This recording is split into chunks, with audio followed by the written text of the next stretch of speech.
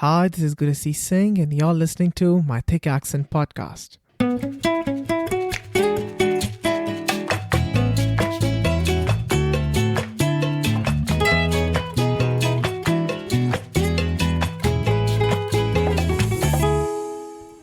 So, one of my previous guests called Canada a mini world, a place where you get to see immigrants coming here bringing their diverse cultures and traditions. But there was this one kind of immigrants I was most fascinated about, who are Canadians but do not resonate with the Canadian culture and, in fact, never lived here after they were born. And my guest today is one such immigrant.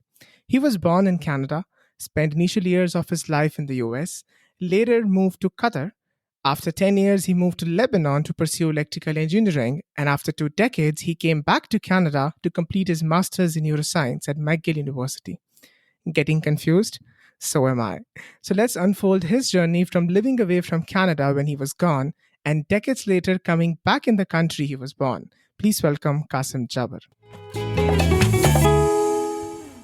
Thank you for having me, Gracias. So, Kasim, since we are in the last month of the year 2022, let me start by asking you, what are you most grateful for this year?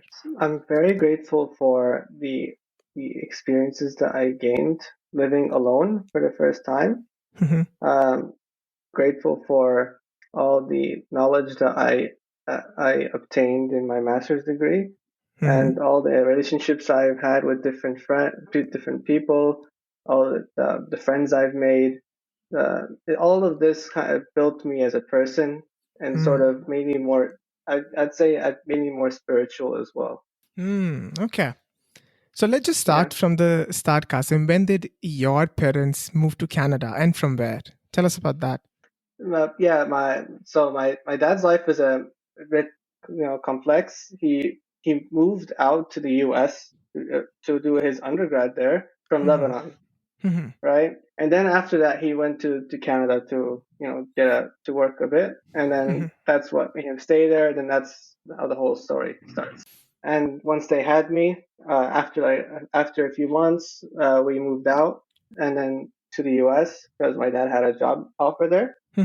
And from there, I spent 9 to 10 years in in middle school, like elementary school, all like first few grades, And I don't remember much about it. I do remember the house that I stayed. It's all a blurry memory, and the people that I've met there. There are actually a lot of Arabs where I live.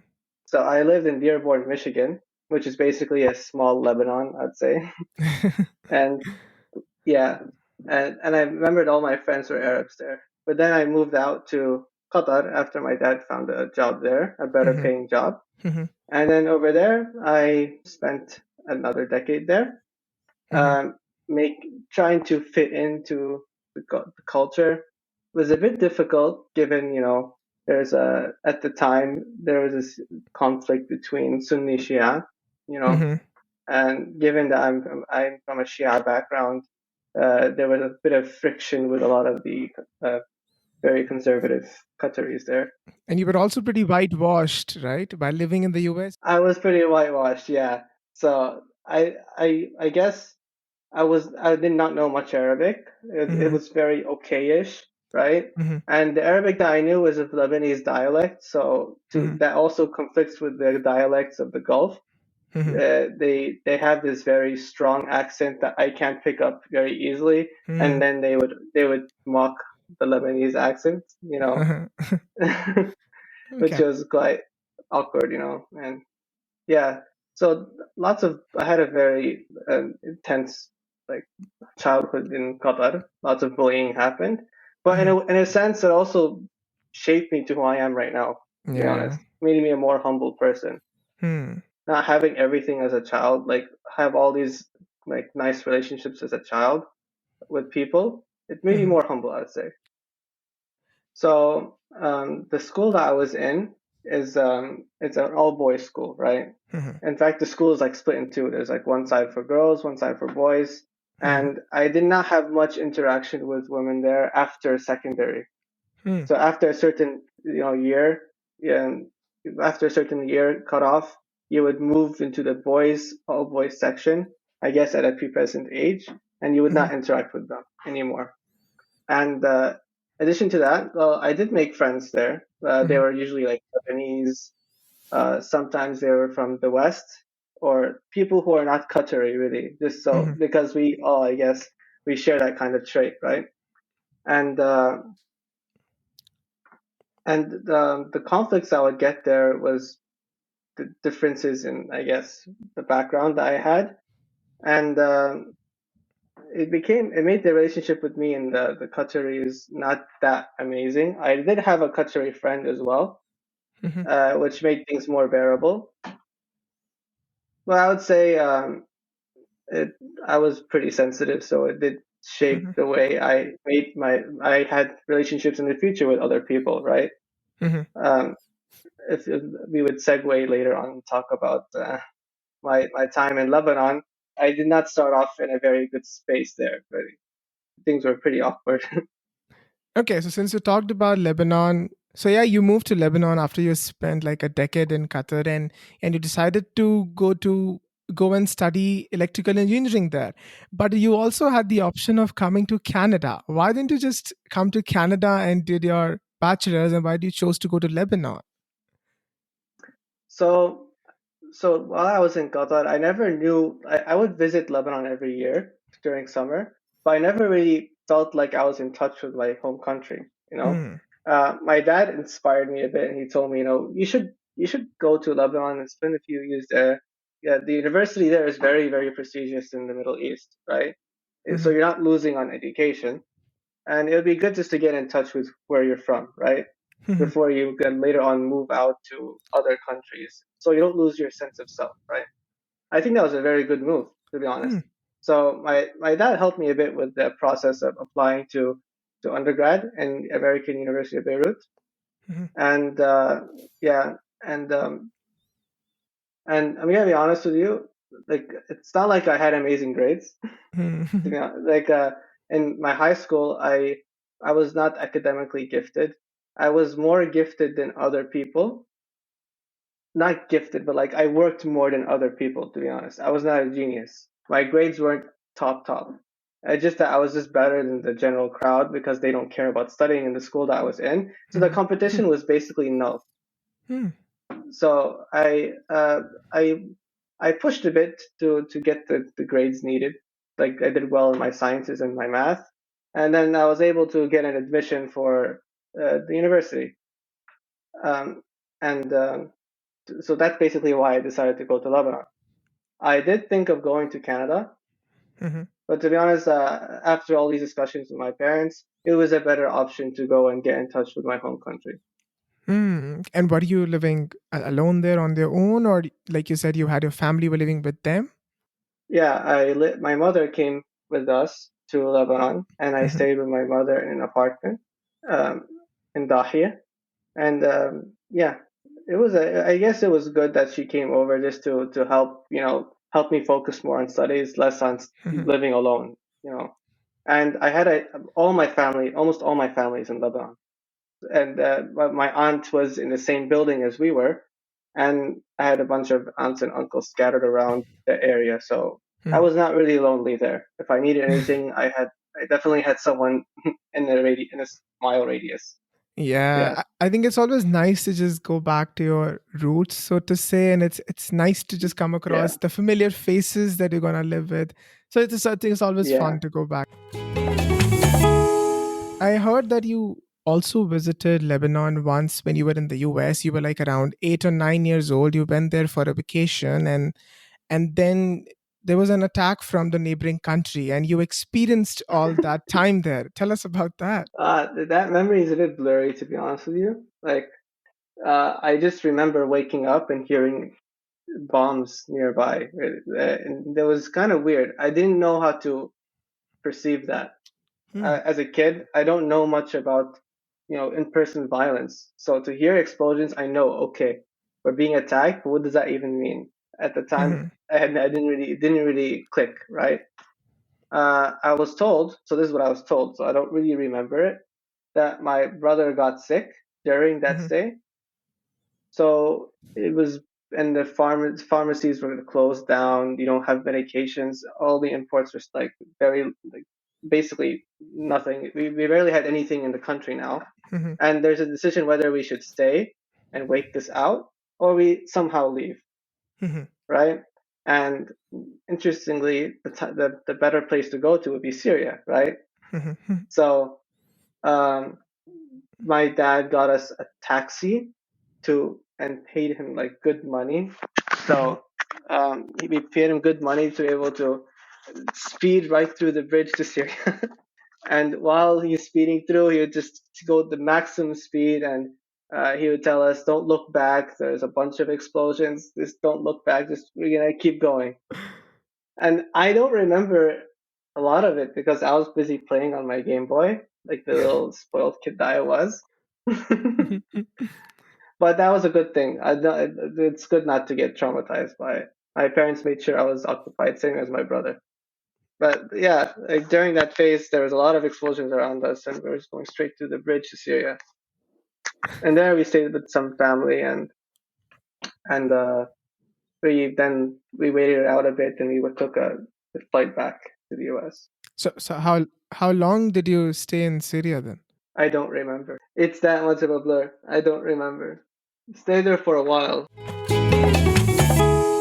Okay, so let's just lighten up the mood a little. So before we get into your Canadian journey, I have a question to ask you. I heard that this one time, as an excuse to leave a lecture, you told your teacher that you are pregnant. Ah, So why did you do that, and what was your teacher's reaction? so this was actually during an exam. I did not want to. I was like, I don't want to deal with this exam. It's just annoying, and I get bloated while drinking coffee, right? Especially during undergrad, I used to drink 7 cups of coffee per day just to push through each lecture, which is a bit too much. But yeah, so I was a bit bloated that day, and I was thinking of a good joke. This professor was pretty cool. His name is Imad al-Hajj, Professor Imad al-Hajj. And before that exam, I just told him, "Can I take a maternity leave?" He just looked at me puzzled. What? Why? What? Why? And I just like bloated my stomach and told him, "Feel it, it's kicking." It was pretty big. People would tell me get worried by looking at that. Did he allow you to sit in the class after that or not? Oh, he just told me to shut up and get inside. It's like, okay. Fair So you, point. so you end up completing your exam. Yeah, I completed my exam. In fact, there's even like weirder scenario where I had like stomach issues.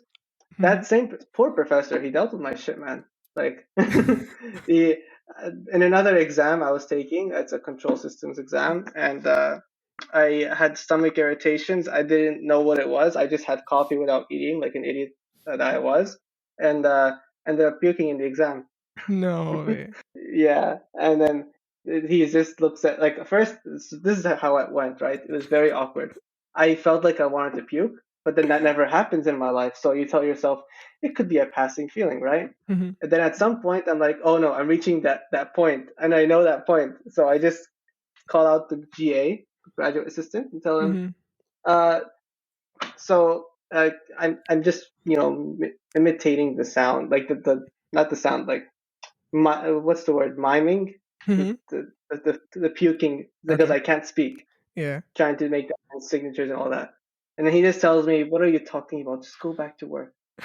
Like, oh, dude, you don't want to see this.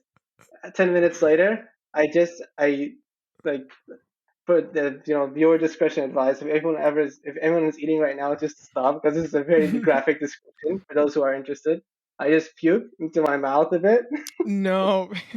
and I just run straight to the trash, and then the poor professor just looks at me. He's like, I don't know what to do for him. He just gives me a small tissue, thinking it's gonna clean things up. I mean, he Yeah. must be worried that what is happening with this guy. Other day he was saying that he might be pregnant, and now he's puking. Yeah, not looking so good, man. Yeah, I had to finish that exam anyways. There was no excuse. Finished it up. It's fine. But I got famous there, like randomly in another when I was on my way back from university to my house.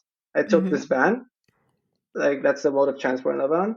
And then this guy comes to me and says, "Are you the dude that puked in the exam a month ago?" I'm like, well, what a way to introduce yourself, Like, okay, that's nice. Yeah.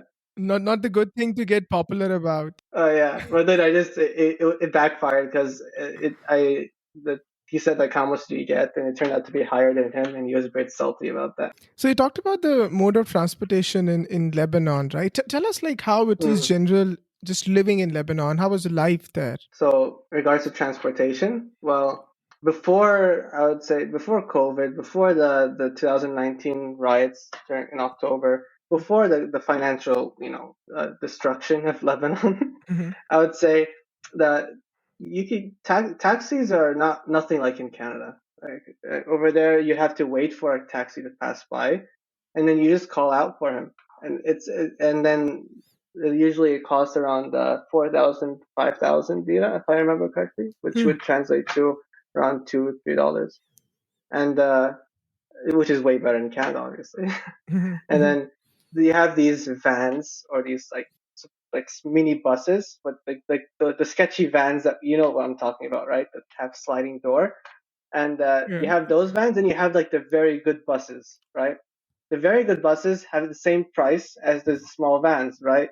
There's just the difference is you have to wait longer to find them, and so those vans they're they're owned by I think a mafia gang, Hmm. those these like drivers who are so sketchy, and they're all you crowd up into this one van. Everyone's like all basically squeezed into each other, and it Hmm. costs like 1,000, which is pretty cheap, honestly. And was that the same in COVID? Like, what did like squeezing like that in a tiny Uh, van? I think yeah. Initially, they did that before COVID really hit Lebanon, Hmm. right?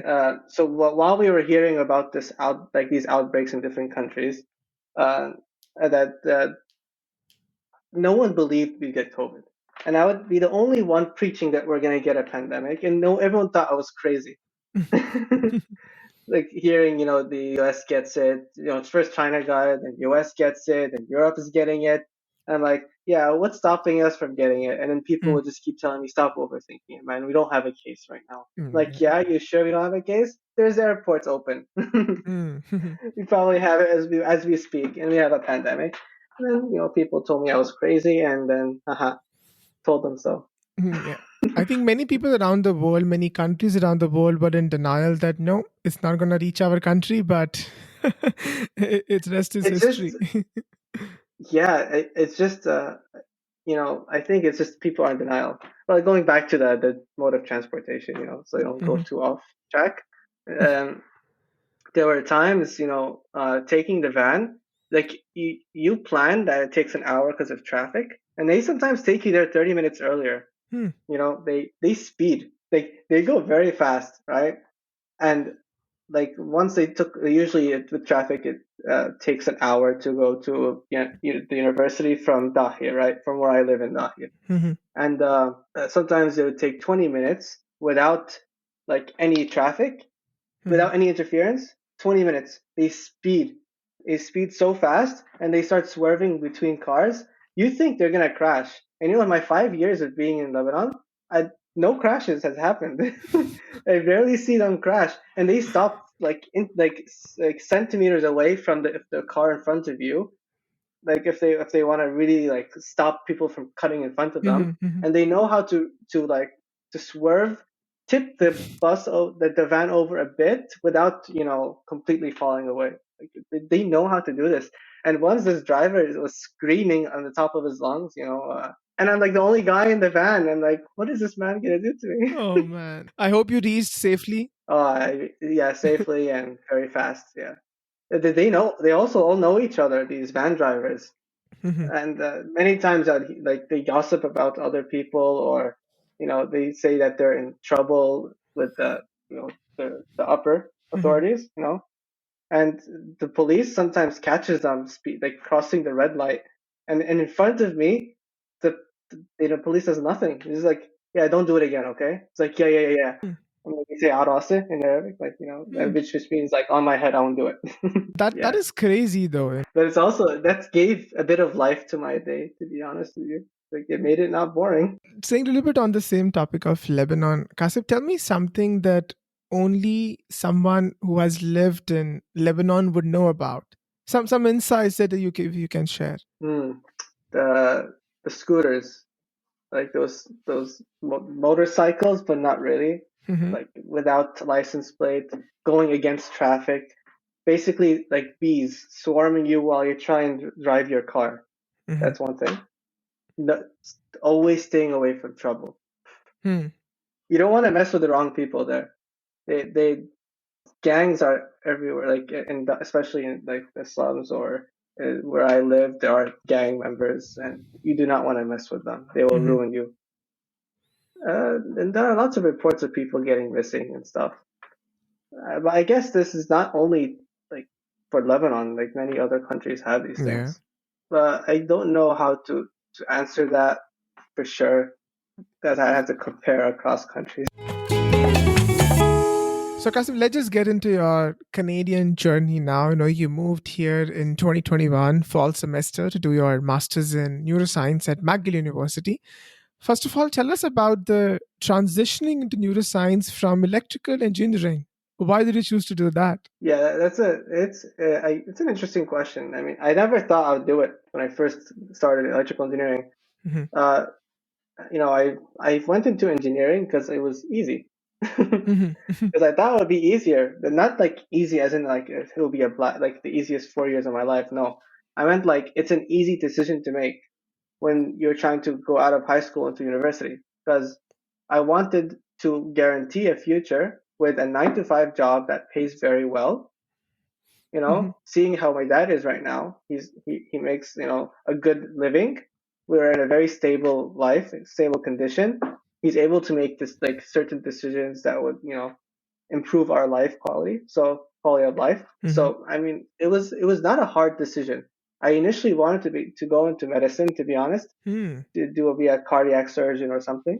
It was kind of crazy, but after a while, I just tried to lower my ego and be like, you're probably not good for that.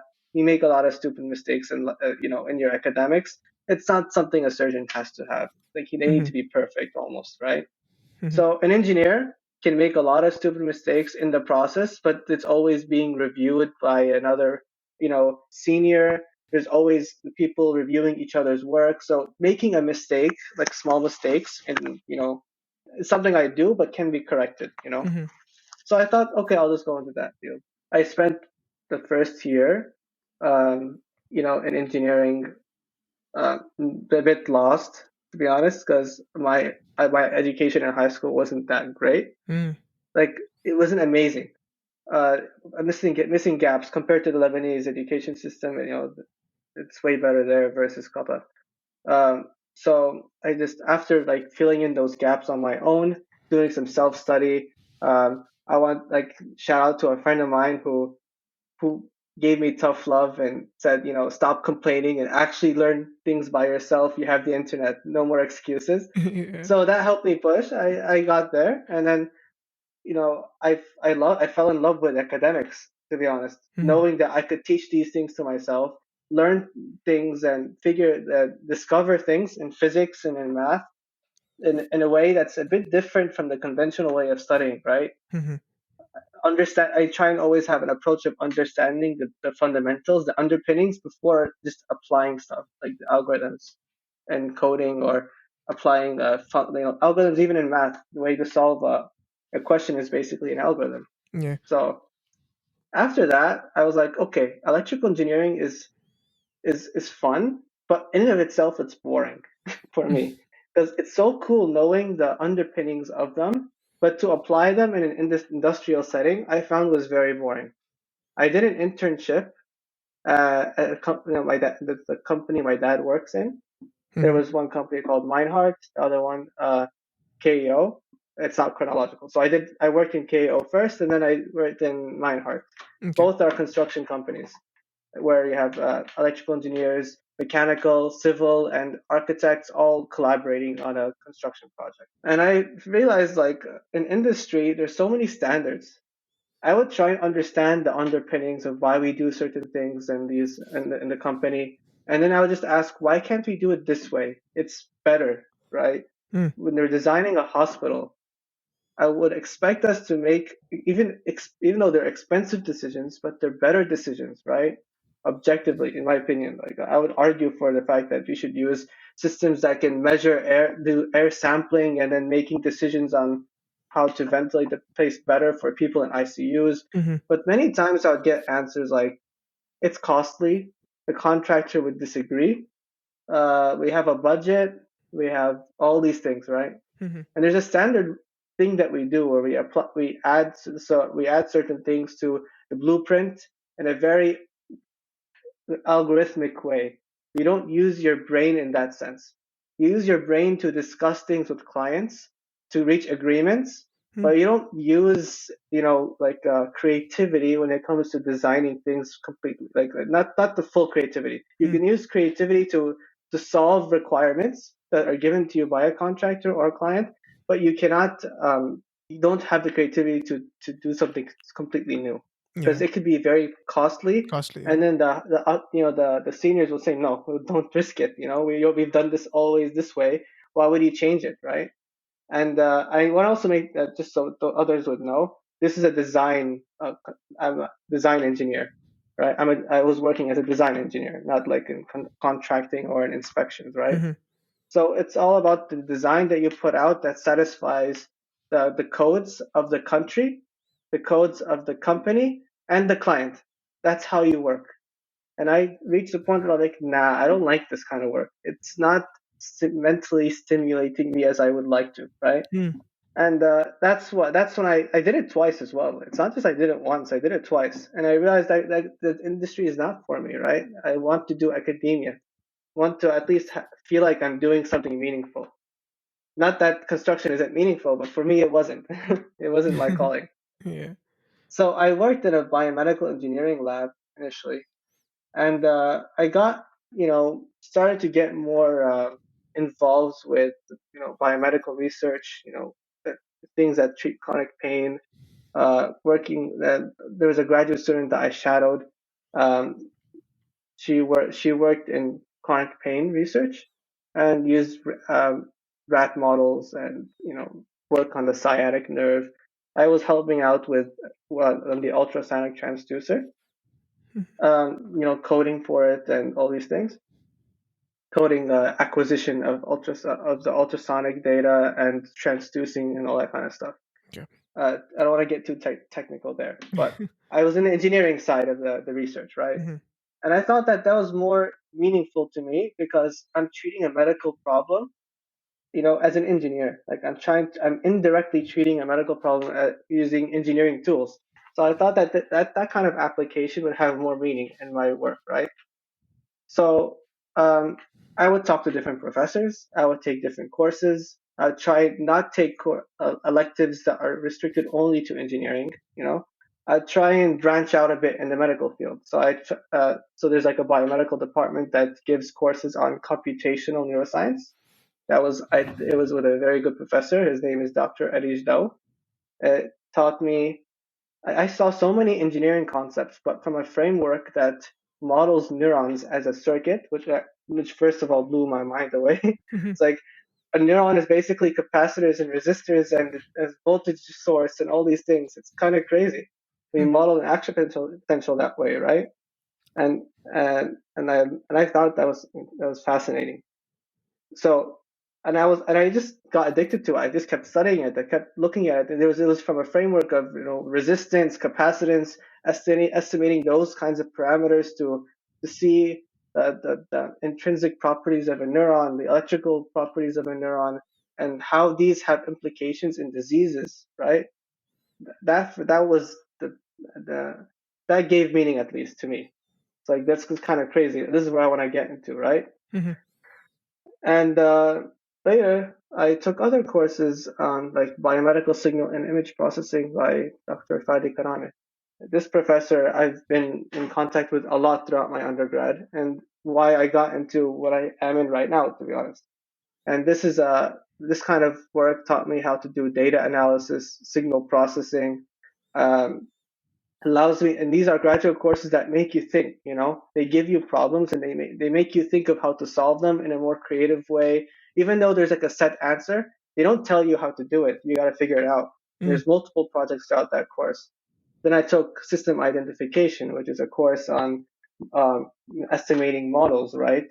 Linear models, and that also made me very interested in, you know shows me how I could link, computational modeling with disease at the neuronal level. So that was like my first interest, right, going into that field. And I was also good at signal processing in a sense. I got good grades, and since I've noticed that my side of engineering that was skillful for me was signal processing, data analysis, machine learning, all these kinds of things.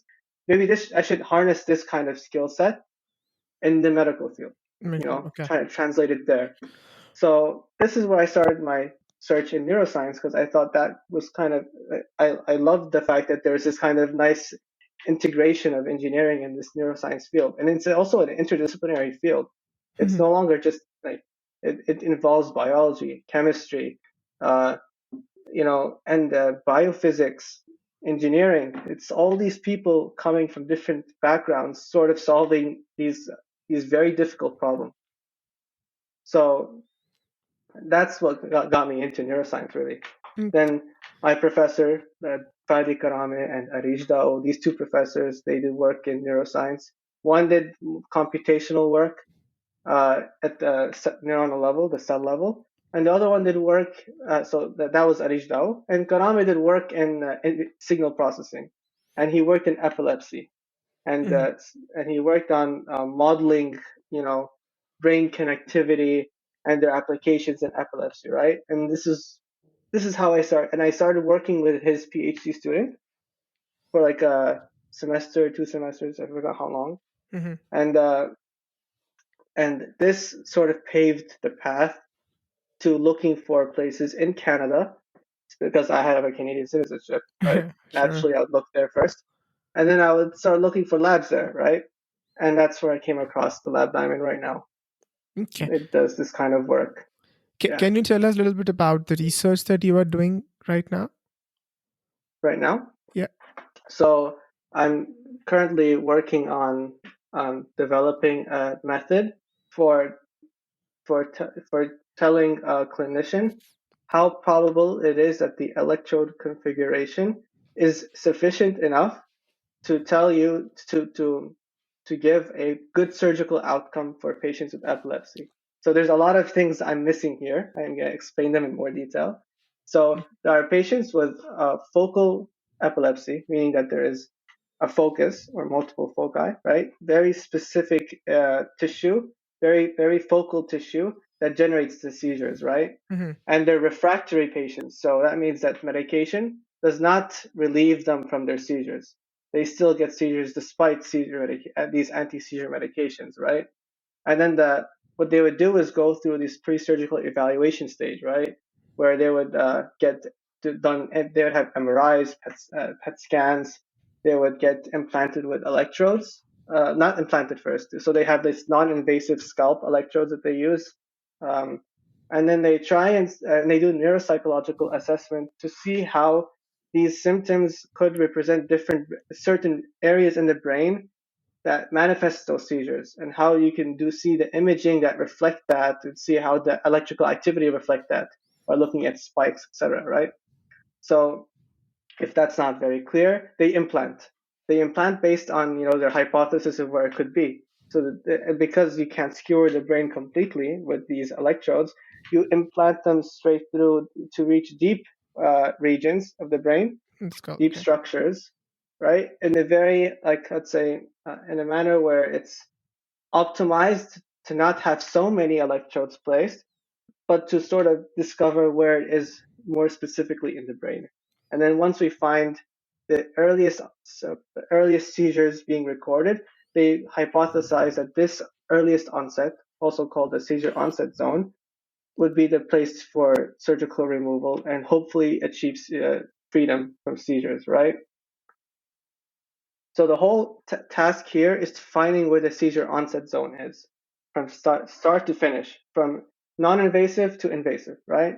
And my work is figuring out whether or not this intracranial implantation of these depth electrodes are enough to achieve that seizure freedom through surgical intervention.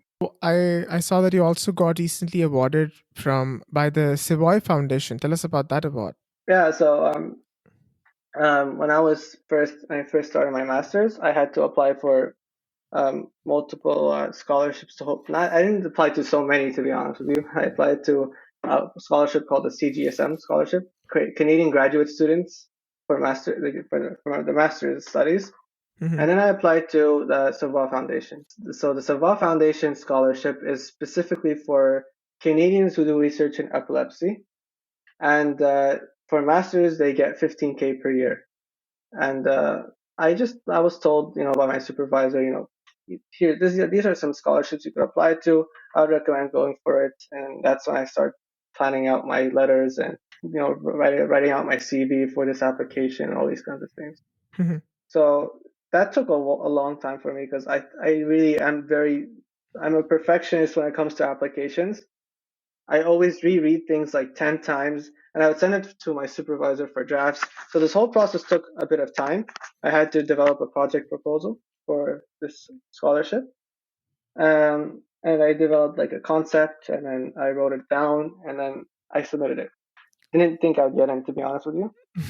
At the time of submitting, I did have a good grade, just one grade, really. Principles of Neuroscience 1. I got a good grade on that. So then apparently that was good. That was good enough as well. I was also at that time I was getting co-authorships with other postdocs, and I put them in as currently being prepared, which I guess helped me as well. Right? They see that I'm active and all these things and good recommendation letters. So, but I didn't think I'd get in, to be honest with you. I just got an email saying you got it. I'm like, oh, okay. Well, everything you put in was definitely recognized and you got that award. So, congratulations for that. Thank you. Now I have the stress of looking for more now soon. So, let me just take you back to the time when you first landed in Canada, Kassem. Tell us about your first day. What was going on in your mind? So, I was lucky enough to have my parents with me. Okay. So during the move period, we first moved to Toronto. First 2 weeks we spent there. Checked out my brother's university because he's currently doing a PhD in U of T. At the time he was doing masters. And after 2 weeks we moved to Montreal. We checked out the university, the places I could to see. Visited some places together. Make it like a small vacation before I start my masters. Mm-hmm. And and then we've got like an apartment in I think Charlotte, and from there we saw it was a big culture shock, to be honest. I lived in a country in Lebanon, and in Lebanon there's parties, like there's a huge party life that I was not involved in really. I lived in a Muslim community. There's no party life at all, right? And we got a bit of culture shock because we were in downtown Montreal, and the first evening we spent there, we go down just to look for food. We see lights everywhere, and it was a bit of a shock, and different kinds of people. So very, very diverse. And then we wanted to have Lebanese food. I think it was Bustan we went to, or Basha. I forgot which one. And we tried it, and we usually have chicken shawarma in Lebanon, and usually we have certain stuff that we put in it, right? Certain kinds of ingredients like garlic sauce, pickles, and French fries, and the garlic potatoes. We call they're usually translated from Arabic to spicy potatoes. Patata harra. We don't put anything. We don't put garlic sauce with it in Lebanon, right? Because it's already cooked in garlic and parsley and all these things. So we went there and you're like, okay, we'll have a chicken shawarma. Apparently they have garlic potatoes. Sure, we'll get that. And then you just put like a dollop of garlic sauce that had a yellow tinge to it. And I looked at my dad like, what is this? My dad's like shocked. We went back home, we eat it, and like, this is not a shawarma, man. what kind of country is this? So we witnessed so many differences from where we were before. Mhm. My father already knew Montreal before, but he says that the food completely changed. Like Hmm. it was way better before than now. Like the food was more authentic from our end, you know. Mhm. Like props to South Asians. Your food is more preserved in Montreal than ours. So there are a lot of like Lebanese community in Montreal, right? But is that Yeah, true that you weren't like perceived well, or you didn't really get along with your own community and you got along more with Indians? Is that true? I guess. I guess this was just a very just a personal anecdote. I don't think everyone goes through this specifically. So Hmm. in graduate school, you don't meet a lot of people. You only know, like, especially during COVID, right? There was no in-person lectures, so I Hmm. couldn't meet people on the first day of my master's degree, Hmm. which is a big thing, by the way. You usually meet people. You're more likely to meet people on your first day on an introductory course than you are to meet them afterwards, right? Because those people later already know each other, and they're not going to make new friends after that. Hmm. So I knew some people, people from the Middle East, but I don't think we really got along that much. We Hmm. didn't continue communication. So I was a bit, alone from that end. Didn't know many people from the Middle East. I tried like going to to events. Could not. It could. There's some barrier. I didn't know, to be honest. My residence I was in at the beginning was in 522 Pine Avenue, this like Hmm. residential building for McGill, and there's like 12 people that live there, and they're quite diverse, right? And I had a Lebanese friend there, someone from South India, someone from Kashmir, right? Hmm. And and those people I got along with a lot, really. Hmm. And and that's how I got my first set of friends, right? Hmm. And they're all from near my area, so we understood each other very, very well. I got along more with them than with other cultures. Like, I also got along with someone from Mexico as well. I'm Hmm. not mentioning names just for privacy concerns, but Sure, yeah. yeah.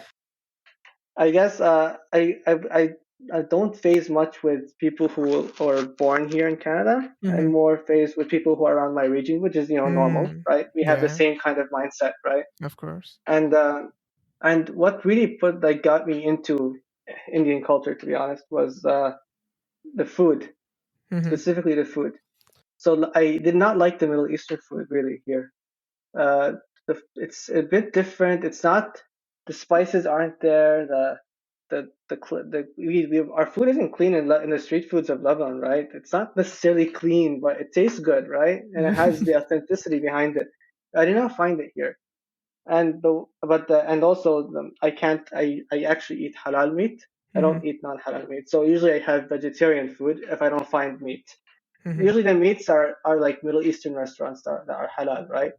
So uh, I would have to find vegetarian or vegan alternatives. I would try vegetarian Chinese food. It would not be filling, to be honest with you. Hmm. I would always feel empty. I would need something that hits me well, the food that really fills me up. So I saw that there was this place in Saint Laurent Street. It's called Bombay Mahal, Hmm. and this is like the first Indian food, not the first Indian food, but like this is like a cheap Indian food that I would regularly have, right? I'd always get the palak paneer, the dal, and I would get Hmm. mixed veggies. And it always I fell in love with palak paneer that day because it Hmm. was so good. The paneer fills me up always. It's like a good meat alternative. Actually fills Yeah. me up, right? And the gravy is very good. Yeah. I also had I guess after like a months of being there, the first time I had Desi food was in a Pakistani place called Mama Khan, Mhm. and I had a good a bunch of biryani rice with like chicken curries and Kashmiri lamb curry, all these kinds of meats and rice. And this Mhm. is the first time I felt happy after Mm. eating a meal after so long. And I really want I noticed that this is the kind of food that I love, right? So Mm. that's what made me look out for other vegetarian Indian food as well because they also fill me up, right? And I started to eat that more and more and more, right? Hmm. That's sort of how I fell in love with Indian food, Yeah. Desi food in general. Even though I am Indian, I'm not being biased, but it's genuinely good, tasty food. And Yeah, it's very good. and is that true, Kasim, that when you were introduced to Indian food, you literally spent most of your money in the initial months just on Indian food? That's so true. Like I'd always get after a long day at work, I'd be like, I want to feel happy with food, right? And I just fill up that happiness. That happiness just comes from that kind of food, like the naan or the paratha. That they have Mhm, that. They're very very good to eat curries with. And I guess I have pita bread, usually with hummus or mhm, mhm, those kinds of Middle Eastern foods. But for some reason, those breads were more satisfying, really. And I would order a lot of mixed, like, so I used to eat a lot with my Kashmiri friend. mhm, This from this restaurant called Sana, right? We order a lot of mixed grills and lots of biryani, mhm, butter chicken. mhm. just just keep going at it. Spend Mm. all my savings on that. It was crazy. Since we are on the topic of the food, I remember talking to you about various dishes which are very similar in Lebanese and Indian cuisine, or in general like the Arab cuisine and the Indian cuisine. It's like even Hmm. being like different languages, different climates, different cultures. The Gulf Arab and Indian cuisine have like a deep rooted history of intertwining at some point, and that is like the food. The one I recall is like biryani. Like biryani is an Indian word, but in Arabic it's called kabza. Like it's literally the same thing. And there were like some Yeah, other words you yeah. were telling me about, right? And one of them was like matar paneer was something in your language as well. What was that? Was it Bazilla? Like it's a peas and carrots with yeah, in Yeah, a tomato broth. Yeah, it's very yeah. very similar. Very similar. And there are so many more, like, like we guys call it like stuffed parantha, but the word in Arabic is, Oh, we have okay. So the only thing I know that's stuffed with in pita bread for us is harayas, which is like ground beef in hmm, pita bread that's cooked, right? okay, okay. And the other words like I came across was like pakora. Like pakora, we say it's called kobs in Arabic. You mean khubz? Khubz is Yeah, bread in exactly. Arabic. Yeah, that's how you pronounce it. And what do you call dal in Arabic? Dal we call dal mujaddara. Mujaddara. Okay. And there's a word for jalebi as well. It's like the similar sweet but a different name. Mushabbak. That's we call it mushabbak, jalebi. Yeah. Okay. Even the You have word samosa, samosa. Yeah, exactly. sambosik. You have sambosa. Samosa. Yeah. Yeah, there's like so many similarities. I think even in the manner in which a platter is shared, and the food is eaten, like with hands, Yeah, for example, that's very similar. Using eating with hand, using just the yeah. right hand, and those of things. Yeah. So the eating with the hands, or like we had it in the if you go back in the Arab tribes near in Hmm. Saudi region, right, the Hmm. Gulf region, they Yeah. used to eat with their hands only from the right. And um, I guess in Lebanon we don't eat with our hands except if we have bread, right? Hmm. I think that's I don't know if we had that history before, Hmm. but in the Gulf usually they have in the Gulf and Jordan and those areas they eat with their hands like the Hmm. rice, especially rice with some kind of gravy or some kind of chutney. They mix it together and eat it. Hmm. Same kind of concept, right? And talking about foods that we share as well, like I've, I've noticed that there's even the vegetarian or options in you have in South Asia, right? Hmm. Basically, it's what we have, but instead of meat, it's paneer, and then you have more spices. It's Yeah. that similar. Like Hindi, we have bamia, which is like the Yeah. uh, okra curry that you have. Very, very, very similar. And we Hmm. have it with rice. Sometimes we eat it with bread. It's similar. And for the listeners who don't know what is paneer, paneer is basically like the Indian cottage cheese. And now all this food is making me hungry. Say, paneer is actually so similar to halloumi, similar to paneer in the if you eat it raw. So moving on, Kasim, we are in the final segment of the podcast. I call it Beneath the Accent. So I'm going to ask a couple of questions. You can answer them in one word or a sentence or however you feel like. The idea is just to know more about Kassem. So our first question is, what advice would you give to Kassem, who is in the initial months of landing in Canada? I guess there's not much to tell myself. I figured everything out as I went with the flow. Hmm. I would never have done it any other way, to be honest. Going Okay. with the flow is basically what I do. Okay. So what's the best piece of advice that someone ever gave you? I would go back to that with one friend from Lebanon Hmm. who told me to stop complaining and to, Hmm. to, to figure things out on your own because you have no excuse in this day and Hmm. age. That's Yeah. the best advice. Okay. That shaped me actually. That made me more of a curious person. Hmm. It's that one friend that really pushed me. I like that. I always think about that. I don't think he appreciates what he says, to be honest, but it does make me think a lot. Is there any worst advice someone ever gave you? Whenever I'm contemplating on doing something, or I'm having inner conflicts, someone just tells me do whatever makes you it feels like what is it? Go with your desire or something. I don't do that. I usually think of the long term. I always think of what's the right thing to do. Some people just tell me just do what makes you feel good or stuff like that. But I don't know if that's the worst thing. Okay. No, but that's still, Yeah, that does make sense. Sometimes you have to think for the long term rather than for the instant gratification of things, that's what I'm desiring right now. right, What if it's not good for you immediately, right? right, exactly. It's good for you Yeah, immediately, but what if that's good for you for the future self? So it's fine to contemplate a little sometimes. Yeah. yeah. So are there any regrets that you have, Kasim? I always try and live my life so I don't have regrets. So I Hmm. make decisions that as long that I always convinced of, Hmm. and so that when something happens in the future, I wouldn't go back and say, ah, I shouldn't have done that. So name three things from your bucket list. I do want to visit Japan. Haven't done that. I visited China, but not Japan. Want to see that as well. I want Hmm. to Okay. visit Palestine, although it's Okay. illegal in Lebanon to do that, but we'll see. I want to. It's a big dream, especially now. There's barely any faculty positions that can let me do that. Well, we'll see. Okay. I mean, no, there's no limit to dreaming, right? So if you could have one superpower, what would it be?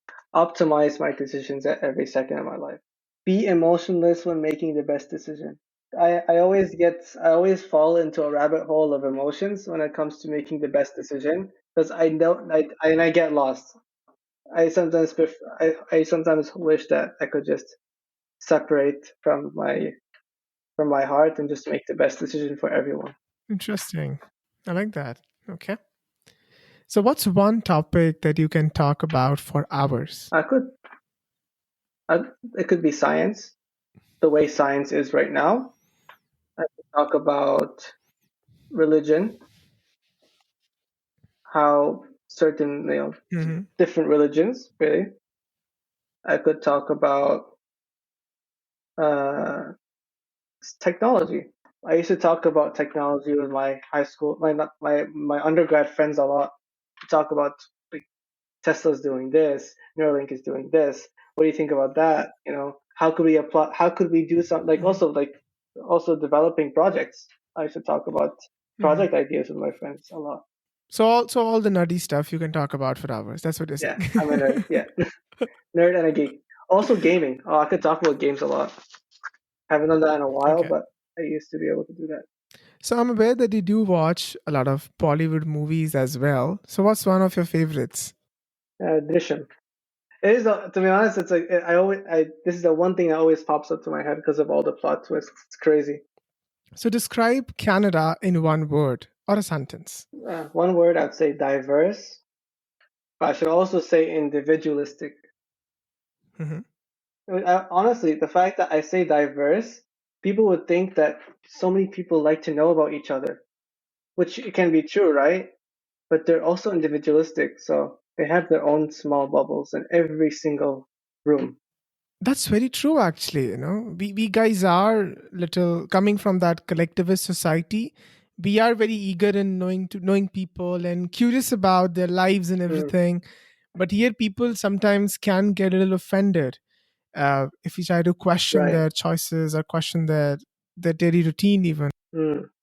It's one of the major culture shocks that I had here, Yeah, to be honest. exactly. Perfect. So, Kasim, those are all my questions. Thank you so much for being on the podcast and adding value to my listeners. Hey, listener, thank you for making it to the end. I highly, highly appreciate you listening the podcast. Subscribe to the podcast if you haven't as yet, and please share with your friends or anybody you think would like it. And like I always say, we encourage you to follow your heart, but also us on Instagram. The handle is mythicaccent. You can also leave us a review or write to us at hello@mythicaccent.com. So stay tuned and let's continue knowing each other beneath the accent.